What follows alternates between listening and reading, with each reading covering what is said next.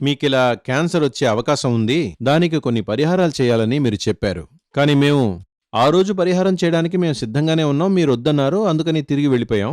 ఇప్పుడు మేము సింగపూర్ నుండి వచ్చాం. ఇప్పుడు నేను క్యాన్సర్ పేషెంట్నే. Liver cancer. లివర్లోనే నాకు క్యాన్సర్ వచ్చింది. మా పిల్లలు అక్కడ ఉన్నందువల్ల నేను ట్రీట్మెంట్ తీసుకుంటూ వాళ్లతో అక్కడే ఉన్నాను.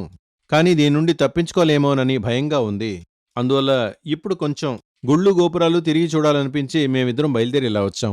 మళ్ళీ ఇక్కడికొచ్చినప్పుడు తిరువణ్ణామలైలో ఒక సిద్ధుల వారు మీ పేరు చెప్పారు. చెప్పగానే మిమ్మల్ని ఇంతకు ముందే కలిసిన విషయం గుర్తొచ్చి మిమ్మల్ని వెంటనే చూడాలని మేమిద్దరం బయలుదేరొచ్చామన్నారు. దీనికి పరిహారం ఏమిటి అంటే అసలు భయపడాల్సిన అవసరమే లేదన్నాను. ఇది పరిహారం చేస్తే క్యూర్ అవుతుంది. ఎందుకంటే జాతకంలో గురు దృష్టి ఉంది వారికి. ఈ దోషమున్న రాశిలో గురు దృష్టి పడింది. లగ్నాధిపతి బలంగా ఉన్నాడు. పరిహారం చేయండి, 100% క్యూర్ అవుతుంది అని చెప్పి 3 times 3 సార్లు మృత సంజీవిని హోమం మళ్ళీ నేను